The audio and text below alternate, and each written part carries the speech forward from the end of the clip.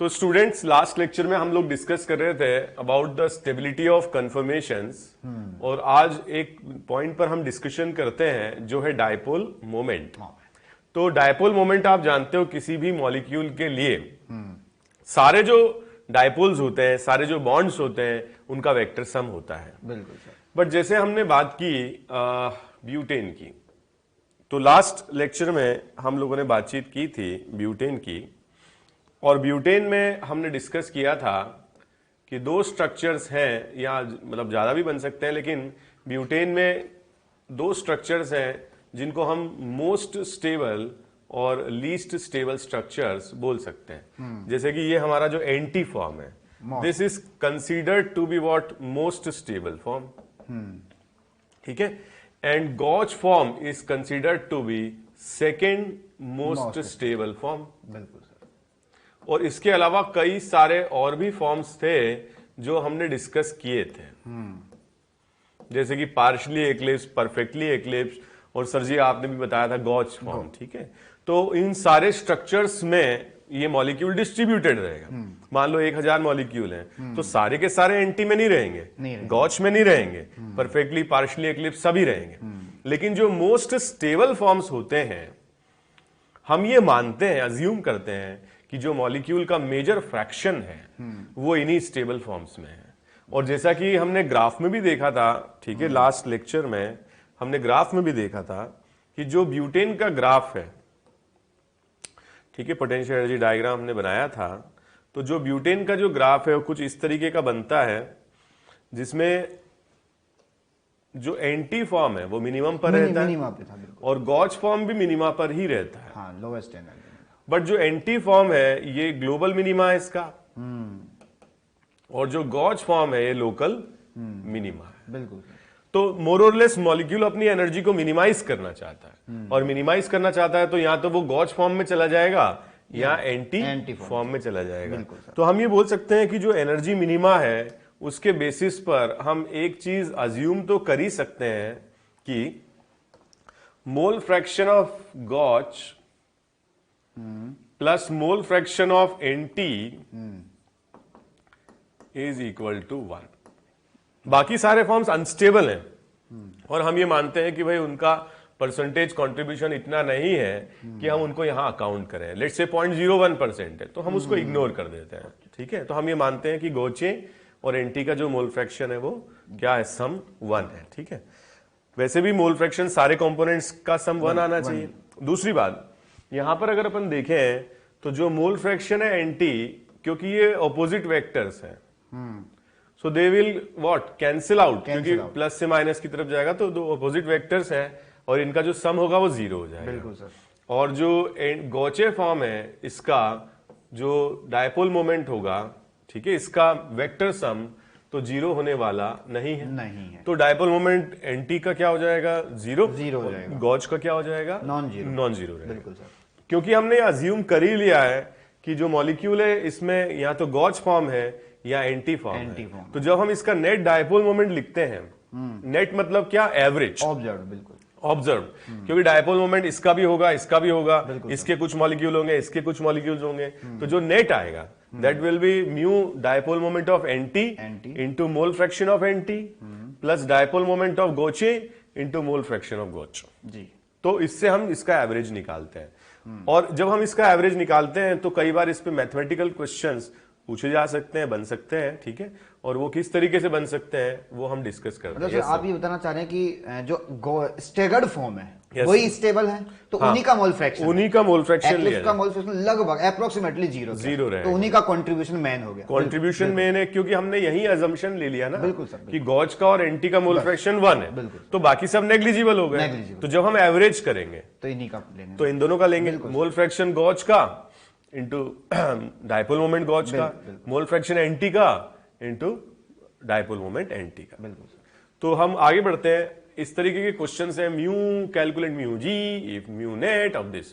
अब ये 1,2 dichloro ethane है, ये एडवांस का क्वेश्चन है, बट क्योंकि ये पुराना हो गया है क्वेश्चन, तो अब स्टूडेंट सोचें कि सर यही क्वेश्चन दोबारा आ जाए, तो ये हो नहीं सकता, बट कॉन्सेप्ट तो कॉन्सेप्ट ही रहते हैं। इस पे वापस तो आई सर। तो इसमें एक तो ये स्टैगर्ड हो गया गोच जी सर, और एक ये स्टैगर्ड हो गया एंटी। एंटी वाला लेंगे अपन।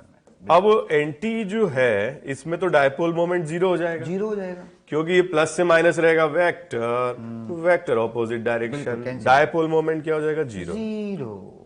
और इसके अंदर क्या रहेगा, इस डायरेक्शन में वेक्टर, इस डायरेक्शन में वेक्टर, तो डायपोल मोमेंट क्या हो जाएगा नॉन जीरो।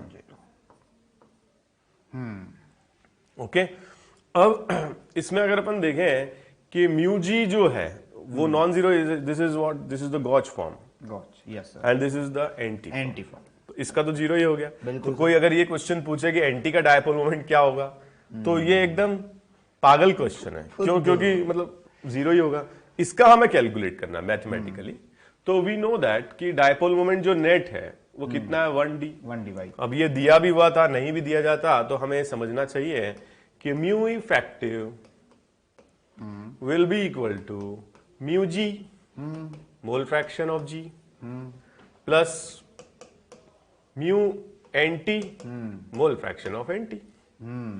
तो यहां पर हम एक चीज तो 0 कर सकते हैं, वो है मोल fraction of, sorry, dipole moment of anti, वो 0 है। बिल्कुल। इसका मतलब म्यू इफेक्टिव कितना हो गया, 1.0 डिवाइड, जो कि दिया हुआ है, जो गिवन है, बिल्कुल। And this is equal to mu g into mole fraction of gauche. बिल्कुल सर। अगर ये म्यू एक्स जी पता चल जाए तो फिर मजा आ जाए।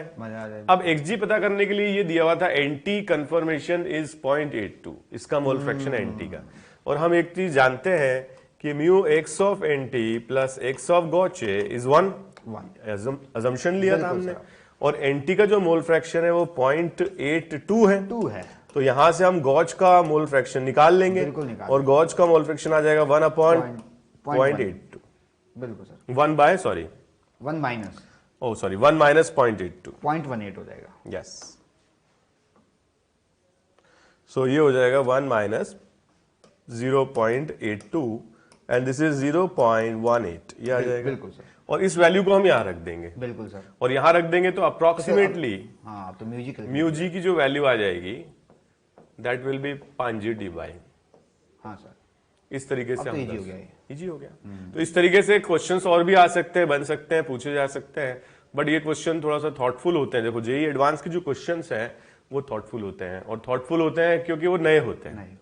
तो नए होते हैं तो fresh thinking is very very important for JEE advance. आगे बढ़ते हैं हम लोग। तो इस तरह के क्वेश्चंस आ सकते हैं। अब हम बात करते हैं कन्फर्मेशनल एनालिसिस ऑफ साइक्लोअल्केन। अब तक जो हमने स्ट्रक्चर्स पढ़े वो थे ओपन चेन के कन्फर्मेशन, इथेन, ब्यूटेन, ओके, कई सारे दूसरे जो फंक्शनल ग्रुप वाले मॉलिक्यूल थे वो भी डिस्कस किए। अब हम डिस्कस करेंगे कन्फर्मेशनल एनालिसिस ऑफ साइक्लोअल्केन। ठीक है, साइक्लोअल्केन। बिल्कुल सर। सबसे छोटे मॉलिक्यूल से हम स्टार्ट करते हैं, एंड दैट इज साइक्लोप्रोपेन। अब साइक्लो जो प्रोपेन है, एक बात है कि इसमें 3 कार्बन एटम्स हैं। बिल्कुल सर। और 3 एटम जहां भी दुनिया में होते हैं दे रिमेन प्लेनर। तो ये मतलब साइक्लोप्रोपेन, जो कार्बन एटम साइक्लोप्रोपेन बना रहे होंगे वो सब प्लेन में है। यस। तो यहां से मैंने इसको यहां से देखा, और ये देखा कि यहां पर 2 ठो H है। ये बिग बॉस की आई है, एनजे सर की आई है। हाँ, नहीं, ये थोड़ा सा बड़ी हो गई है आई, तो ठीक है। तो यहां पर अगर अपन देखें, मजा पूरा लेंगे सर।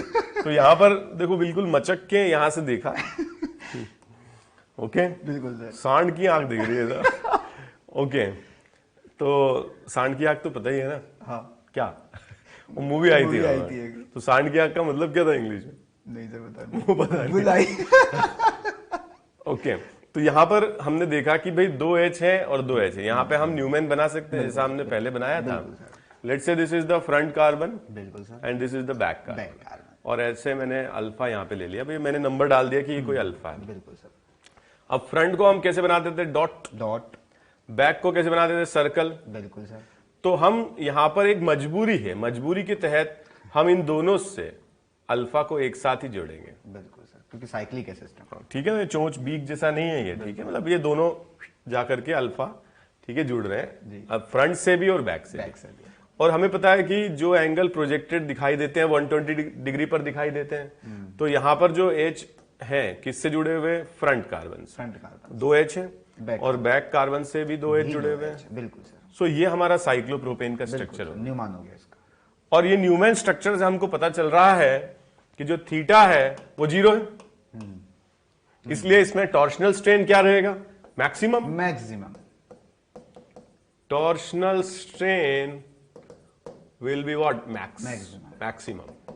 इसीलिए 3 मेंबर साइक्लिक रिंग हाईली क्या होती है? अनस्टेबल। क्योंकि अगर प्लेनर है तो बॉन्ड एक दूसरे के पीछे रहेंगे, थीटा 0 रहेगा तो रिपल्शन होगा तो स्टेबिलिटी कम होगी, इसी को तो बोलते हैं हम टॉर्शनल स्ट्रेन। बिल्कुल सर। एक बात। दूसरी बात, अगर ये प्लेनर है, क्या है? अगर ये प्लेनर है तो प्लेनर होने में यहां जो एंगल है वो 60 डिग्री होना चाहिए। एक्चुअली जो ये एंगल है, इसको मैं कुछ अल्फा ले लेता हूं। So this angle is 60 degree. But hybridisation state of carbon क्या कहता है? हाइब्रिडाइजेशन स्टेट ऑफ कार्बन ये कहता है कि ये sp3 है और इसका नेचुरल एंगल कितना होना चाहिए?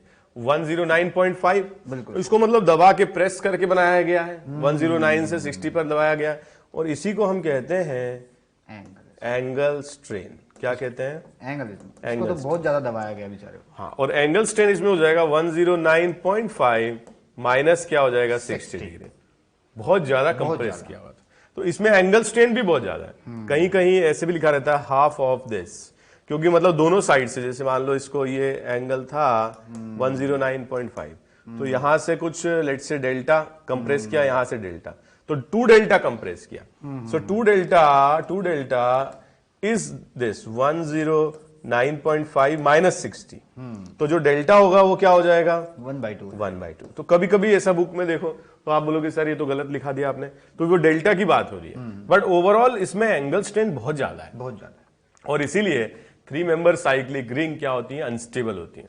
इसका मतलब ये हुआ कि जो मॉलिक्यूल प्लेनर होगा उसमें टॉर्शनल स्ट्रेन बहुत ज्यादा होगा, एंगल स्ट्रेन 3 मेंबर रिंग में बहुत ज्यादा होगा। बिल्कुल। तो जो साइक्लिक कन्फर्मेशंस हैं उनमें हमें इस बात का ध्यान रखना है कि 3 member cyclic ring is highly unstable.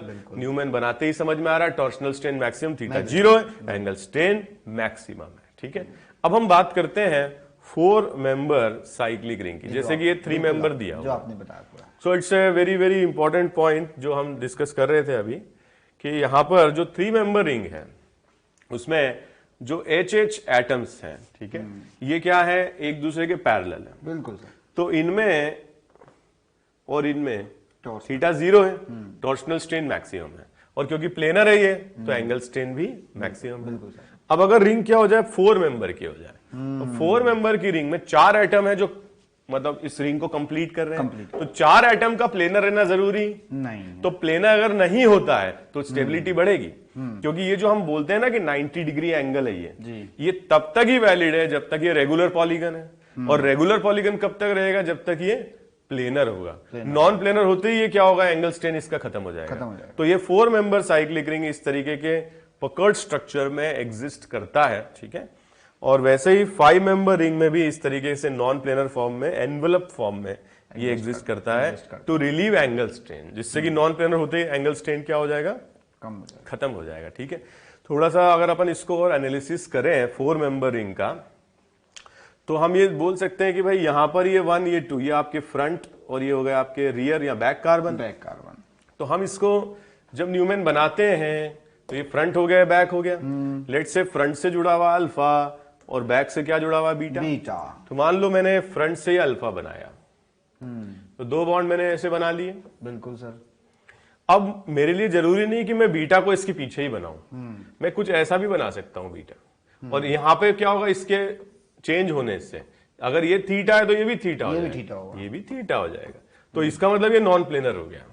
और ऐसा ही स्ट्रक्चर यहां पे हमें प्लकर्ड फॉर्म दिख भी रहा है, तो एंगल स्ट्रेन इसमें रिलीव हो जाता है जैसे ही नॉन प्लेनर होता है। ठीक है, तो ये एक इंपॉर्टेंट बात है। और अगर अपन स्टेबिलिटी की बात करें तो स्टेबिलिटी सबसे ज्यादा होती है 6 मेंबर रिंग की, बिल्कुल, फिर होती है 5 मेंबर रिंग की, फिर 4 की, फिर 3 की। इसमें स्ट्रेन की अगर बात करें तो ये ऑर्डर इसमें आता है। ठीक है, स्टेबिलिटी का ऑर्डर आता है। ठीक है, on the basis of strain हम इस तरह से डिफाइन इसको कर सकते हैं। ठीक है, तो आगे बढ़ते हैं।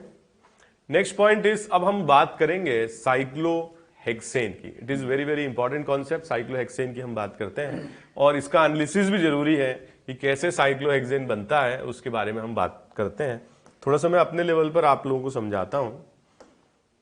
तो ये अपन ब्लैंक कर दें, ठीक है। तो साइक्लोहेक्सेन जो है इसको हम ऐसे बना सकते हैं पेपर पर, लेकिन जैसे कि मैंने बोला आपको कि अगर ये प्लेनर होगा तो अनस्टेबल तो प्लेनर तो ये होगा नहीं, क्या होगा, ये नॉन प्लेनर स्ट्रक्चर होगा।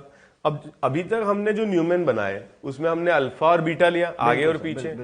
वैसे ही यहां पर हम क्या करेंगे, हम यहां पर दो डिफरेंट स्ट्रक्चर्स लेंगे, मतलब दो डिफरेंट न्यूमेन बनाएंगे। इसको मैंने फ्रंट लिया, इसको मैंने बैक लिया। सिमिलरली ये मेरा F1 हो जाएगा फ्रंट, और ये मेरा क्या हो जाएगा, बैक हो जाएगा, F2 हो जाएगा बैक। ठीक है। तो एक न्यूमेन तो मैंने ऐसे बनाया अल्फा, ठीक है, फ्रंट बैक, और एक मैंने ऐसे बनाया न्यूमेन लेफ्ट वाले के लिए।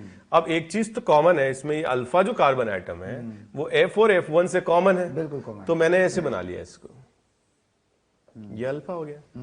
अगर मुझे मोस्ट स्टेबल बनाना है तो मुझे टॉर्शनल स्ट्रेन को मिनिमम करना पड़ेगा, तो मुझे थीटा क्या लेना पड़ेगा, 60 डिग्री, ताकि स्टैगर्ड बने। Yes sir. तो F जो है इससे 2 H एटम और जुड़े हुए हैं जो मैंने यहां रिप्रेजेंट कर दिए, और इससे भी 2 H एटम और जुड़े हुए हैं जो मैंने यहां रिप्रेजेंट कर दिया। बिल्कुल। अब मुझे अगर थीटा 60 लेना है, टॉर्शनल स्ट्रेन को क्या करना है, मिनिमाइज करना है, मोस्ट स्टेबल बनाना है, तो मैं क्या करूंगा, यहां से एक 60 डिग्री पे बॉन्ड बनाऊंगा, सिमिलरली यहां से बनाऊंगा, यहां से बनाऊंगा, तो ये मेरा स्टैगर्ड फॉर्म बनेगा।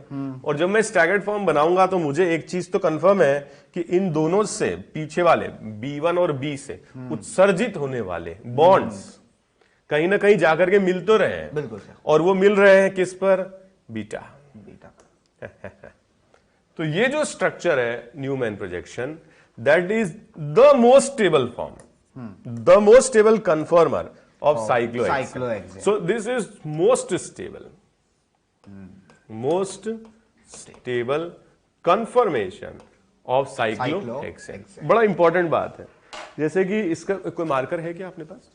जैसे कि इस बात को हम इस तरीके से पेपर पे बना के भी समझ सकते हैं। कहीं भी आप इस तरह का न्यूमैन प्रोजेक्शन आप देखेंगे, so we have 60 degree angle, torsional strain सबसे कम हमने कर दिया, और एक चीज और भी है कि हमने स्टेबिलिटी को मैक्सिमम कर दिया, नॉन प्लेनर भी ये हो गया। बिल्कुल सर। अब जैसे कि मान लो ये स्ट्रक्चर है, ठीक है, साइक्लोहेक्सेन का, तो मैंने क्या किया, इसको अगर मैं इसको टच करूंगा तो कुछ कुछ बन जाएगा। तो इसको हम क्या करते हैं ऐसे ही, सर आप थोड़ा होल्ड करेंगे क्या? जी सर।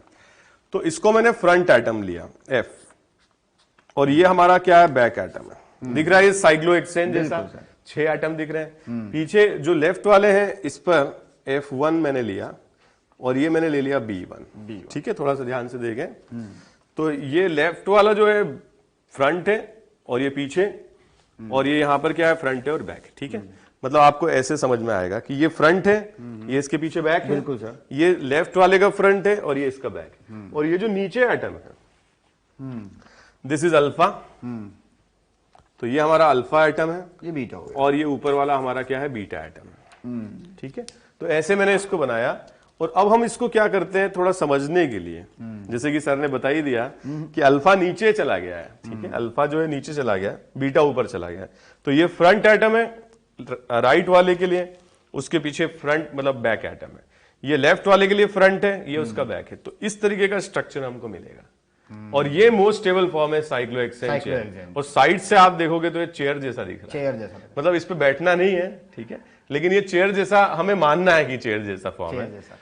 तो इसको हम बोलेंगे most stable form of cyclohexane, and this form is what, chair form. ठीक है, तो यहां पर हम ये लिख सकते हैं कि ये मोस्ट स्टेबल फॉर्म को हम क्या बोलते हैं, चेयर फॉर्म बोलते हैं। ठीक है, तो साइड से ऐसे अपीयर भी हो रहा है कि ये चेयर जैसा है, और इसको बच्चा घर पे बना भी सकता है, घर पे बना सकता है, और नाव वाव बनाते ही हम लोग तो, ठीक है, आराम से बनाएं, और फिर रॉकेट बना के उड़ा भी सकते हैं, कोई आपकी दिक्कत नहीं, लेकिन हाँ समझ लेना बस बात ये है। तो जो चेयर फॉर्म है, जैसे कि मैंने साइड से दिखाया, कुछ ऐसे हम बना सकते हैं। चेयर फॉर्म को बनाने के लिए क्या करें, 2 पैरेलल लाइन अपन बना लें, ठीक है, फिर हम ऊपर वाले दोनों एटम्स को ज्वाइन कर दें V से, जिसका लेफ्ट पार्ट लॉन्ग होगा, राइट शॉर्ट होगा। नीचे वाले 2 को हम ज्वाइन कर दें कुछ इस तरह से, जिसमें लेफ्ट शॉर्ट होगा और राइट लॉन्ग होगा। तो this will appear like chair. जो हमने बनाया था उसमें ये अल्फा जो नीचे चला गया था, ये बीटा है जो ऊपर चला गया था। यहां से कंपेयर करो आप, ये अल्फा है, ये बीटा है। ये हमारे राइट वाले फ्रंट और ये बैक कार्बन थे। बिल्कुल सर। ये हमारे F1 और B1 इस तरह से हम बना सकते हैं। और chair form is staggered form, theta 60 है, टॉर्शनल स्ट्रेन मिनिमम है, इसीलिए ये मोस्ट स्टेबल फॉर्म साइक्लोहेक्सेन का। अब हम आगे बढ़ते हैं, चेयर फॉर्म को और थोड़ा डिटेल में हम डिस्कस करते हैं। चेयर फॉर्म जैसे कि मोस्ट स्टेबल फॉर्म है, तो हम चेयर को जब भी बनाना हो तो आप क्या करें, ड्रॉ टू पैरेलल लाइंस, ठीक है, और पैरेलल इक्वल लाइंस बनानी है। जैसे कि मैंने आपको बताया, एक वी बना लो, लेफ्ट लॉन्ग राइट शॉर्ट, नीचे एक छोटा वी मतलब उल्टा वी बना लो जिसमें लेफ्ट शॉर्ट और राइट लॉन्ग हो जाए। कुल मिलाकर के ये दोनों बॉन्ड्स पैरेलल और इक्वल होने चाहिए, ये दोनों बॉन्ड्स पैरेलल और इक्वल होने चाहिए, और ये दोनों बॉन्ड्स पैरेलल और इक्वल होने चाहिए, ठीक है। So this will appear like a chair form. अब इस चेयर फॉर्म में दो टाइप के बॉन्ड्स हर एक कार्बन के पास है, होते हैं। भाई कार्बन के पास 2 H तो है ही है, तो हम पहले हम डिफाइन करते हैं कौन से बॉन्ड्स, एक्सियल बॉन्ड्स। अच्छा, हम डिफाइन करते हैं एक्सियल बॉन्ड्स। मतलब मैं ये कहना चाह रहा हूं कि each and every atom of cyclohexane carbon has 2 valencies जो हाइड्रोजन से जुड़ी है। अब हमें यहाँ दिखाने भी तो पड़ेंगे, कहीं भी तो नहीं लगा सकते। तो सर अगर हर कार्बन पे 2 H हैं, हाँ, तो एक तरीके से 6 H एक जैसे हो जाएंगे, 6 H। वो कैसे होंगे वो अपन देखते हैं। सबसे पहले हम बात करते हैं एक्सियल बॉन्ड्स की। अब एक्सियल बॉन्ड्स बनाने के लिए सबसे पहले हम क्या करें, हम इसका कलर चेंज करते हैं। अच्छा, सॉरी, सबसे पहले मैं इसमें बना लेते हैं साइक्लोहेक्सेन। अब मैं इसमें साइक्लोहेक्सेन में 2 टाइप के एटम पा रहा हूं,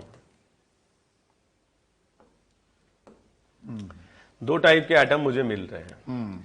एक वो जिसमें चोंच ऊपर जा रही है, हाँ, और एक वो मिल रहा है जिसमें चोंच क्या हो रही, नीचे जा रही है। तो जैसे इसमें ऐसे ऊपर की तरफ पॉइंटेड है, तो ये वाला नीचे की तरफ जा रहा है। हाँ जी। ये वाला ऐसे ऊपर की तरफ जा रहा है, ये नीचे की तरफ जा रहा है, ये ऊपर जा रहा है, ये नीचे जा रहा है। मतलब एक अगर ऊपर जा रहा है तो पास वाले दोनों नीचे जाएंगे, बिल्कुल। और अगर ये नीचे जा रहा है तो इसके पास वाले दोनों ऊपर जाएंगे, ठीक है। ऊपर मतलब ज्यादा ऊपर मत पहुंचा दीजिए। अब हम इसमें एक्सियल बनाते हैं। जो ऊपर जा रहा है उसका एक्सियल भी ऊपर ही रहेगा, जो नीचे जा रहा है उसका एक्सियल नीचे रहेगा। जो ऊपर जा रहा है उसका एक्सियल ऊपर रहेगा, जो नीचे जा रहा है एक्सियल नीचे, जो ऊपर जा रहा है एक्सियल ऊपर, और जो नीचे जा रहा है एक्सियल नीचे। मतलब इसमें एक एक्सियल अगर ऊपर है तो एक एक्सियल नीचे है, फिर एक एक्सियल ऊपर है, फिर एक एक्सियल नीचे है, फिर एक एक्सियल ऊपर है, फिर एक एक्सियल नीचे, ऑल्टरनेट आगे 3 एक्सियल ऊपर है, 3 एक्सियल नीचे है। तो इस तरीके से हम इसमें साइक्लोहेक्सेन में एक्सियल बॉन्ड्स को रिप्रेजेंट कर सकते हैं, ठीक है। टोटल 6 अल्फा एक्सियल बॉन्ड्स हो गए H वाले। बिल्कुल सर। अब हमें बनाने कौन से, इक्वेटोरियल बॉन्ड्स बनाने हैं। तो इक्वेटोरियल बॉन्ड्स जब हम बनाते हैं हमें इस बात का ध्यान रखना है कि ये टेट्राहाइड्रन है, 109 डिग्री एंगल है। तो हम जब इसमें इक्वेटोरियल बॉन्ड्स बनाते हैं, ठीक है, इक्वेटोरियल बॉन्ड्स, तो इक्वेटोरियल जो बॉन्ड्स हैं उनको अपन ऐसे लिखते हैं इक्वेटोरियल बॉन्ड्स। तो ये ध्यान रखते हुए बनाते हैं कि हर एक कार्बन sp3 हाइब्रिडाइज्ड है, टेट्राहाइड्रन है, 109.5 डिग्री का एंगल है। तो अगर ये एक्सियल ऊपर जा रहा है तो 109 डिग्री बनाने के लिए हमें इक्वेटोरियल नीचे ले जाना पड़ेगा, और नीचे ले जाए कुछ ऐसे बन जाएगा ये। एक बात का ध्यान रहे, ये एंगल ऐसा दिखना भी चाहिए कि 109.5 है। और ये जो बॉन्ड है इक्वेटोरियल, ये पड़ोसी के पड़ोसी के पैरेलल भी आना चाहिए। तो इक्वेटोरियल बॉन्ड अगर ये बनाया हुआ है तो इसको छोड़ दीजिए, इसके पैरेलल भी आना चाहिए। सिमिलरली यहां पर भी हम इक्वेटोरियल बनाते हैं, तो ये नीचे जा रहा है तो इसका इक्वेटोरियल ऐसे ऊपर चला जाएगा। आप देख रहे हो, ये वाला बॉन्ड इस पड़ोसी छोड़ दो, पड़ोसी के पैरेलल है। सिमिलरली ये नीचे जा रहा है तो इसका इक्वेटोरियल ऊपर जाएगा। सिमिलरली ये ऊपर जा रहा है तो इसका इक्वेटोरियल नीचे जाएगा। सिमिलरली ये ऊपर जा रहा है तो इसका इक्वेटोरियल नीचे जाएगा। ये नीचे जा रहा है तो इसका इक्वेटोरियल ऊपर जाएगा। तो इस तरीके से हम सारे बॉन्ड्स को रिप्रेजेंट कर सकते हैं, और जरूरी नहीं कि सारे बनाने हैं। ये तो इसलिए बताया है कि हाँ भाई आपको समझ में आए कि साइक्लोहेक्सेन जो चेयर फॉर्म हमने बनाया है उसमें जो दूसरे बॉन्ड्स हैं, अभी तो हमने हाइड्रोजन लगाए, क्लोरीन लगाएंगे, मिथाइल लगाएंगे, ग्रुप्स भी लगाएंगे, तो वो कौन सी डायरेक्शंस में है, ठीक है। तो ये हमें समझ में आना चाहिए।